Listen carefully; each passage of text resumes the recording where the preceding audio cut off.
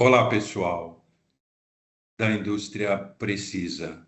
Hoje vamos bater um papo aqui com o meu querido amigo e, e professor no assunto, o Bruno Vassalo, que é líder da área de Corporate Finance da RVC, Consultoria Tributária e Empresarial.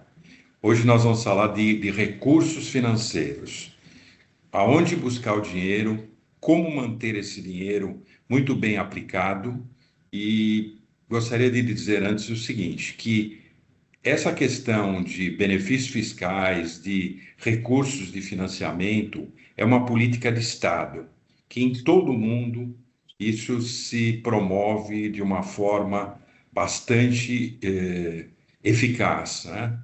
E alguns mais ou menos eficazes, evidentemente. E aqui, posso dizer, no Brasil, que nós temos o BNDES, nós temos FINEP, nós temos políticas estaduais e até municipais de disponibilidade de benefícios e de financiamento, né? Dinheiro existe, está à disposição, mas o importante disso é o que o Bruno Vassalo vai nos dizer agora.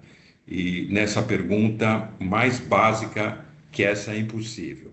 O que é importante para que a gente possa obter em fundos de investimentos, no BNDES, no FINEP ou em qualquer outro órgão, a obtenção de recursos? O que é importante no seu modo de ver? Legal, Roca. Obrigado, então, pela apresentação, obrigado pelo convite. Então, indo bem direto ao assunto, né? Mas antes só complementando, Roca, eu tenho uma experiência de 13 anos no mercado financeiro, depois eu conduzi o M&A por 11 anos na PwC. Venho atuando fortemente no setor de Project Finance, para os projetos de PPP, captação de recursos para esses projetos. E aqui é muito bom a gente falar um pouquinho da questão da captação de recursos, né? Porque todo mundo pensa, eu tenho um bom projeto, eu quero fazer uma captação, mas onde é importante a gente tocar aqui no assunto é como que eu vou estar preparado para esse projeto, né? Então, como que os bancos, os fundos enxergam os projetos, tá? Então, aqui, quando a gente fala de funding, a gente pode falar de CRI, CRA, debênture incentivadas, linhas incentivadas no BNDES, BID, Propaco, FINEP, FAPESP, tem uma gama aí muito grande, né? Mas, no geral, todas essas linhas incentivadas, Roca, são linhas que têm fácil acesso, mas o grande desafio é chegar preparado para esse momento, né? O ano passado mesmo, o FINEP abriu algumas linhas, uma linha de muito destaque é a linha Mais Inovação. No ano passado, a gente estava assessorando uma companhia que queria pegar a linha temática 1, que é a linha ligada à inteligência artificial, e o que nós percebemos é que a linha era atrativa, uma linha não reembolsável, mas o que a gente percebeu é que boa parte das empresas, inclusive o nosso cliente, chegou despreparado para esse momento. Então, quando uma linha do FINEP ela abre, você já tem que estar preparado há muito tempo. Então, não é que hoje, em abril de 2026, você quer submeter um projeto, não tem como você ter criado esse projeto em dezembro, novembro de 2025. Esse projeto ele já tem que estar preparado há muito tempo. Por quê? O que que é a preparação? É você montar um business plan, não precisa ser um business plan no estado da arte, mas um business plan entendendo como que o mercado enxerga o seu produto, se de fato é uma tecnologia disruptiva, se é uma tecnologia que de fato tem impacto social, ambiental. Isso é importante, porque quando você vai mostrar para o banco vai perguntar, tá bom, mas essa tecnologia não existe mesmo? Ou essa tecnologia existe, mas você vai fazer uma adequação? Então, é necessário isso. Boa parte das empresas que nos procuram ela diz, eu preciso de um financiamento. Quanto você precisa? Aproximadamente 5 milhões, mas qual que é o CAPEX do projeto? Eu ainda não sei. É importante você fazer essa etapa, né? Então, entender de quem que você vai comprar o equipamento, como que você vai fazer essa adequação. Então, isso é super importante, tá? E para quem não conhece tanto, quando a gente fala, qual que é a diferença de uma linha incentivada por um empréstimo normal bancário? Você tem uma gama gigantesca de diferenças, mas a principal é que você vai pegar uma taxa de juros mais incentivada, mas também o financiador vai entender o seu projeto, se o seu projeto precisa de uma carência, tá? Se o seu projeto precisa de um fluxo mais customizado, então, quando eu falo fluxo customizado, seria, nos primeiros 12 meses você vai pagar só juros, paga o principal depois dos 12 meses. Só que aí você tem um ramp-up de crescimento da receita do seu projeto. Então, quando que ele começa efetivamente a dar resultado, tá? Aí você faz um fluxo mais customizado, se seu projeto for um projeto muito bom. E aí também uma flexibilização em relação à contrapartida. Às vezes você precisa colocar 20% de capital próprio, 80% é financiável, às vezes 70% financiável, 20% capital próprio.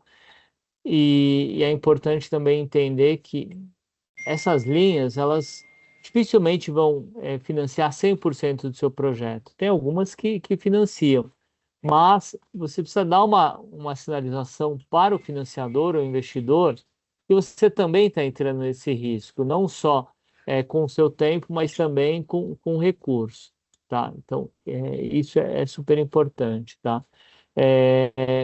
E aí, por que que as empresas não se preparam e perdem oportunidades? Acabam pegando juros altos, prazos ruins, é, às vezes se precipitar na tomada do recurso. Então, você precisa entender se aquele é o momento ideal. Da mesma forma, quando a gente discute no M&A, fusões e aquisições, qual que é o melhor momento de uma empresa ser vendida, também existe essa visão. Você precisa saber qual que é o melhor momento, tá?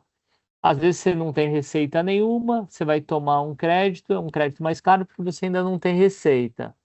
Talvez, se você deixar esse projeto rodar 6 meses, você já passa a ter receita, já começa o banco a olhar numa visão um pouco diferente. Então, é necessário também entender qual que é o melhor momento, tá? Na tomada desse crédito. Queria falar um pouquinho, Roca, também da diferença das linhas reembolsáveis e não reembolsáveis. Eu sei que as não reembolsáveis são muito atrativas. As pessoas às vezes pensam, vou pegar o não reembolsável, não preciso pagar.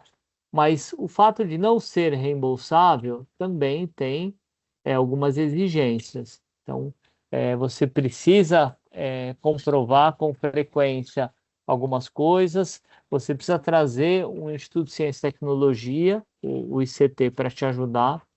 Alguns ICTs, na maior parte deles, né, eles pedem que eles tenham participação, que parte da propriedade intelectual seja deles. Então, quando você opta por uma linha não reembolsável e traz um ICT, o ICT vai te ajudar muito no desenvolvimento da tecnologia, vai dar um excelente carimbo, tá? Mas você tem uma contrapartida também com o ICT, ele te ajudou nesse desenvolvimento. Então, você ou vai ter que abrir mão da propriedade intelectual, tá?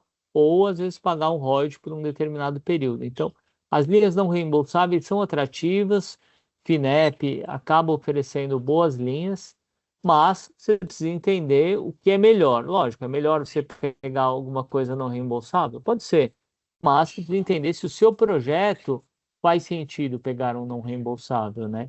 E o reembolsável, ele também é atrativo, porque ele tem taxa de juros incentivadas, linhas ligadas à sua linha de pesquisa, à sua tese, e tem, às vezes, prazo, te dá carência. Então, faz sentido, às vezes, você optar por um reembolsável visto que você tem uma liberdade um pouco maior, né? E você não precisa ter muitas comprovações, tá? Então, isso é importante.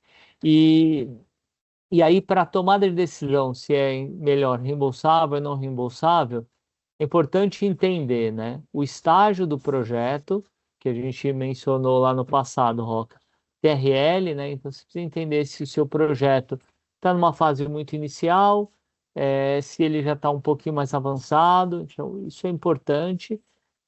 Analisar também a capacidade de pagamento. Você vai dizer, eu tenho interesse em pegar um reembolsável, mas será que o meu projeto tem essa capacidade de pagamento? Então, às vezes é necessário fazer uma modelagem financeira para comprovar para o financiador que aquele projeto, de fato, aquela dívida para de pé. Então, às vezes o investidor fala, eu quero, o empresário fala, eu preciso de um dinheiro para comprar uma determinada máquina, mas será que é melhor você alugar essa máquina ou comprar? Tá? Faz sentido você pegar esse recurso, comprar a máquina, sendo que você vai demorar 24 meses para começar a gerar receita e pagar. Então, é necessário fazer um, uma modelagem financeira, entender se aquela dívida de fato cabe no projeto, É tá? que- Quer dizer que independente de ser novo, de estar sendo desenvolvido, ser Uhum, inovação ou não, mesmo que você precise de recursos para o uhum, capital de giro, para ampliação da sua fábrica, é importante que você conheça no mercado, conheça o mercado onde você uhum, está, que você entenda do seu negócio, principalmente, e planeje de uma certa maneira para que você não dê com os burros na água. Quer dizer, não adianta ser só o dinheiro, né? Mas ter a inteligência do negócio, que eu acho que é bastante importante, independente de ser inovador ou não inovador, se for aquela coisa já concretizada e que você precisa de um empurrãozinho, né, de um financiamento ou de um fundo de uhum. investimento, esse trabalho também passa por você aí, né? É, é, exatamente. E aí, em linha com o que você está dizendo, Roca, é importante não confundir, né, subvenção com empréstimo. Entender assim, a subvenção ela é feita para você, para te ajudar no desenvolvimento de alguma coisa que você vai devolver para a sociedade. Então, eu vou desenvolver uma inteligência artificial. Tá bom, então essa subvenção é para te ajudar no desenvolvimento de alguma coisa, para que você consiga voltar para a sociedade alguma coisa. Não eu recebo uma subvenção, vou desenvolver uma coisa que vai ficar aqui só para mim, tá? Isso não faz sentido. Então, não é um empréstimo, né? A hora que você recebe um dinheiro é para te incentivar numa pesquisa acadêmica, no desenvolvimento de um produto onde você precisa devolver para a sociedade, tá? E aí, né, nessa linha, você vai pensar, só tem os bancos, os bancos de fomento, reembolsável, não reembolsável, não. Você tem também investidores anjos que gostam de investir em projetos. O seed money vai lá, um fundo coloca um dinheiro, como os projetos de alto impacto, para devolver alguma coisa para a sociedade. Então, o investidor anjo,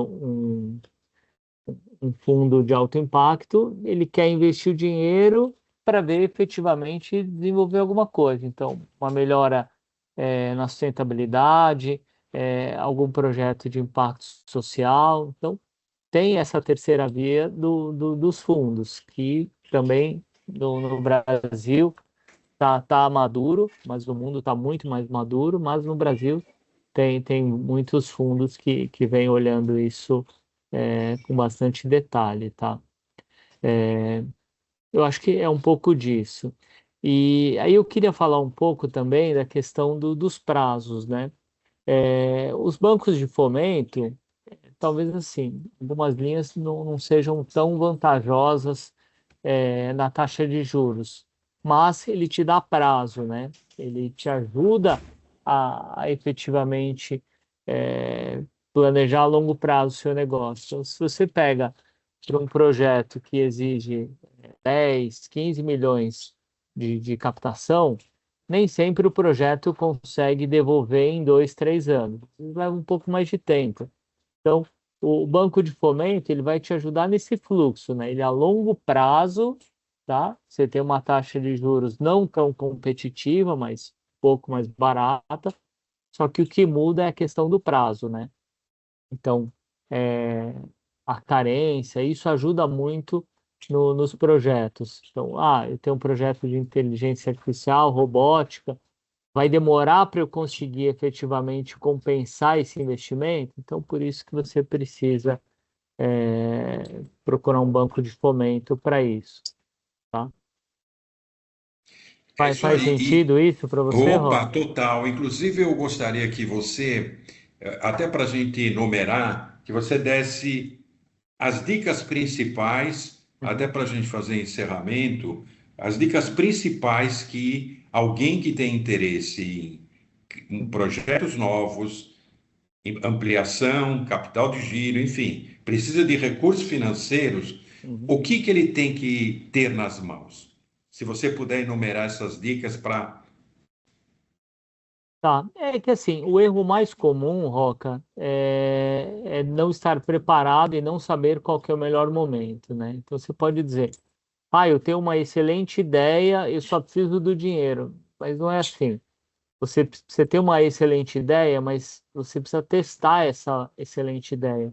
Não só financeiramente, mas também entender assim, eu tenho uma excelente ideia, mas eu tenho mão de obra qualificada para executar essa minha ideia. Tá bom. Eu já tenho tecnologias semelhantes, então para que eu vou desenvolver alguma coisa se isso já existe? Então, a gente percebeu bastante no ano passado, na linha mais inovação, linha temática um de inteligência artificial. Eu preciso de desenvolver uma inteligência artificial para mergulhar no meu data lake e montar os meus relatórios. Mas espera aí, as inteligências artificiais que já existem hoje, eu não posso subcontratar, ao invés de eu colocar um caminhão de dinheiro para fazer uma inteligência artificial que talvez seja muito inferior às que já existem. Então, talvez seja melhor você subcontratar, tá? Ao invés de desenvolver. Isso é super importante. Eu quero desenvolver uma máquina do zero. Tá bom, mas esse equipamento já existe no Brasil? Não existe. Existe no mundo? Existe. Eu posso trazer e fazer uma adequação? Pode. Isso é entendido como inovação. Então, eu acho que esse estágio, Roca, quando a gente fala business plan, às vezes as pessoas pensam em algo muito no estado da arte. Preciso analisar o micro, o macro. Não, você precisa ter uma visão clara do seu negócio. Então, entender o mercado. Faz sentido? Faz. Se você faz uma submissão de uma linha, bate no banco de fomento, ele diz, mas para que eu vou te ajudar a desenvolver uma coisa que já existe? Você não vai mudar nada, você só vai desenvolver algo que já existe. Você só está copiando algo que já existe, tá? E é Então, uma acho que estratégia, né? Você tem que ter uma estratégia isso. muito clara, né? Uhum, Além de tecnologia e dinheiro, né? E uma boa uhum. governança, evidentemente, né? É, Esse apoio também é possível uhum, ser dado, né? Para os nossos telespectadores aí. exato.